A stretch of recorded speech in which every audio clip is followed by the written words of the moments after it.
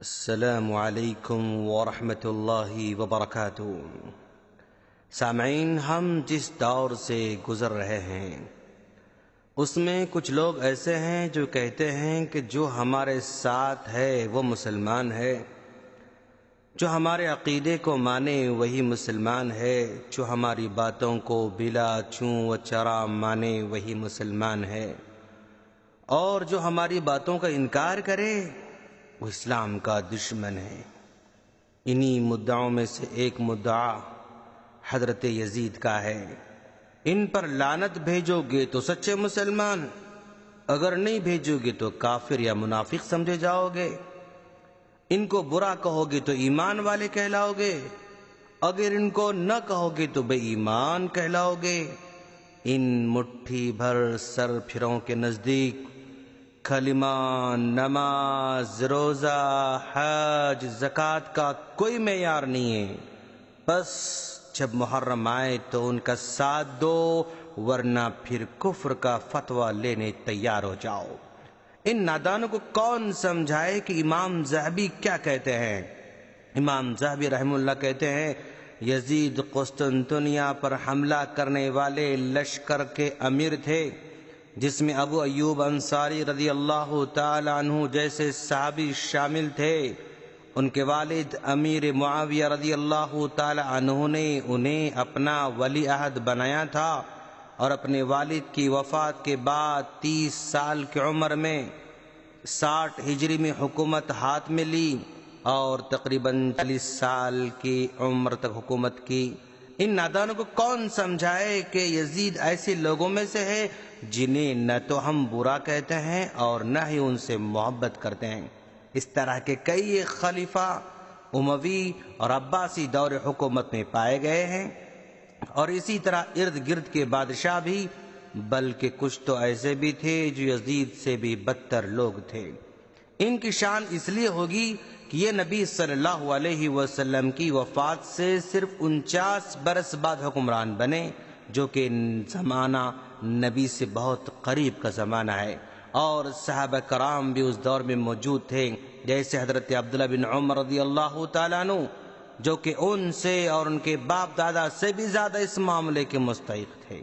شیخ الاسلام ابن تیمیہ رحمہ اللہ نے یزید بن معاویہ کے بارے میں اپنا موقف بیان کرتے ہوئے کہا، یزید بن معاویہ بن ابی سفیان کے بارے میں لوگوں کے 3 گروہ ہیں۔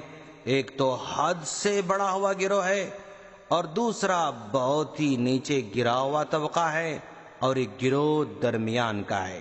جو لوگ تو افراط اور تفریط سے کام لینے والے 2 گروہ ہیں، ان میں سے ایک تو کہتا ہے کہ یزید بن معاویہ کافر تھا، منافق تھا، اس نے نواسہ رسول حسین رضی اللہ تعالیٰ عنہ کو قتل کر کے اپنے بڑوں عتبہ، شیبہ، ولید بن عتبہ وغیرہ، جنہیں جنگ بدر میں علی بن ابی طالب اور دوسرے صحابہ نے قتل کیا تھا، ان کا انتقام اور بدلہ لیا ہے۔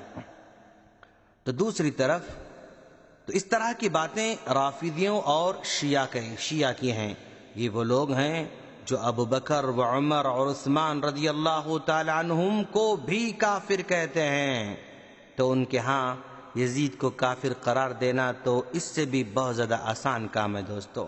جو لوگ ابو بکر صدیق رضی اللہ تعالیٰ عنہ، عمر فاروق رضی اللہ تعالیٰ عنہ، عثمان غنی رضی اللہ تعالیٰ عنہ جیسے صحابہ کو کافر کہتے ہیں، ان کے لیے یزید کو کافر کہنا کون سی مشکل بات ہے دوستو۔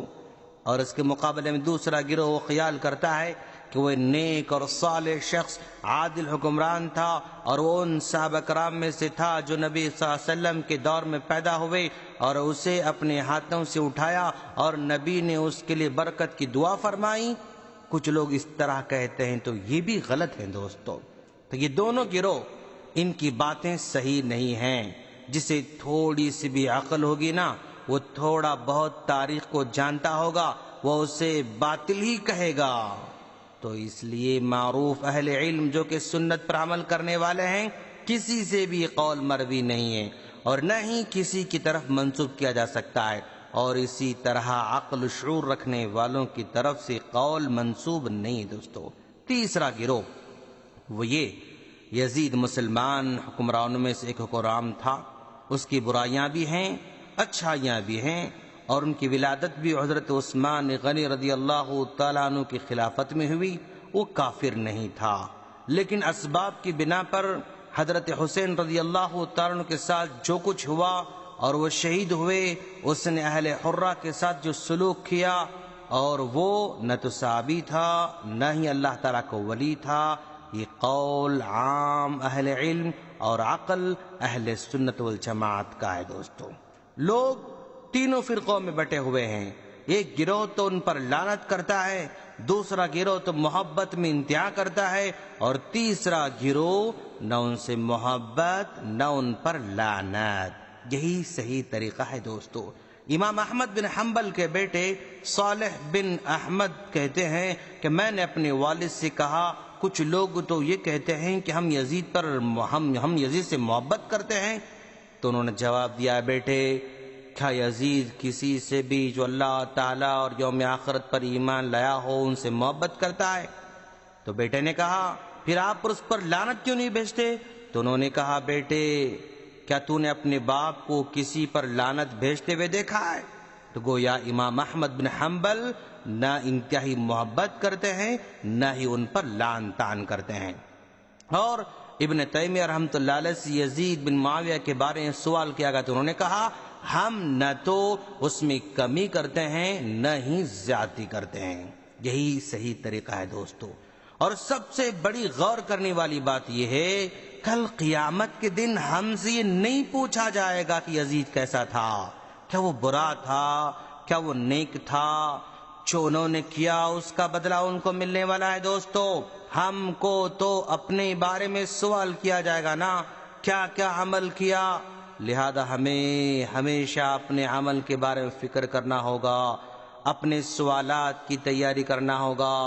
کتنے نادان ہیں وہ لوگ جن کو نماز بڑی گراں گزرتی ہے لیکن لعنت بھیجنا بڑا آسان لگتا ہے، جن کو حضرت حسین کے واقعات بڑے اچھے لگتے ہیں لیکن حضرت حسین کی پیروی کرنا، ان کی اتباع کرنا، ان کی طرح عمل کرنا، ان کی طرح نمازی بننا، ان کی طرح تقوی والا بننا ذرا اچھا نہیں لگتا ہے۔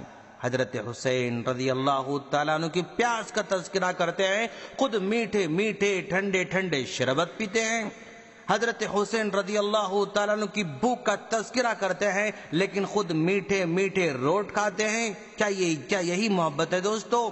گھر میں ان کا اگر باپ بھوکا مرے یا ان کا باپ پیاسا مرے تو کیا یہ لوگ شربت پی کر روٹ کھا کر غم منائیں گے؟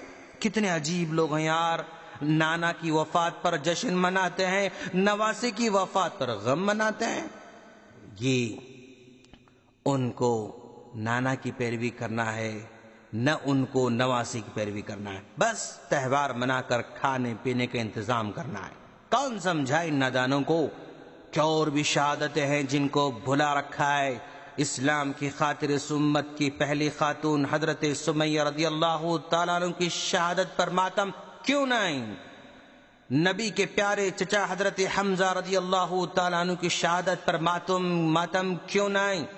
نبی کے بعد خلیفہ ثانی عمر فاروق رضی اللہ تعالیٰ عنہ کی شہادت پر ماتم کیوں نہ آئیں؟ نبی کے داماد عثمان غنی رضی اللہ تعالیٰ عنہ کی شہادت پر ماتم کیوں نہ آئیں؟ نبی کے داماد حضرت علی رضی اللہ تعالیٰ عنہ کی شہادت پر ماتم کیوں نہ آئیں؟ نبی کے نواسے حضرت حسن رضی اللہ تعالیٰ عنہ کی شہادت پر ماتم کیوں نہ آئیں؟ نام لیتے جاؤ گے نا تو فہرست لمبی ہوتی جائے گی، لیکن ان کی شہادت پر کوئی کچھ نہیں کہتا ہے۔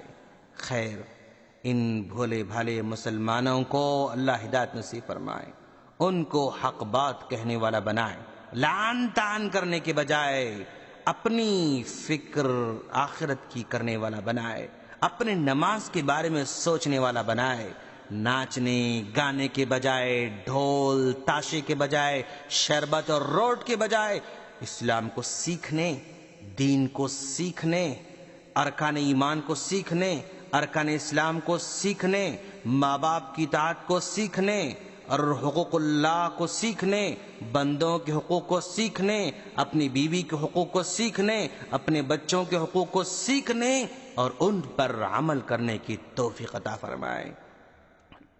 آمین. السلام علیکم ورحمۃ اللہ وبرکاتہ.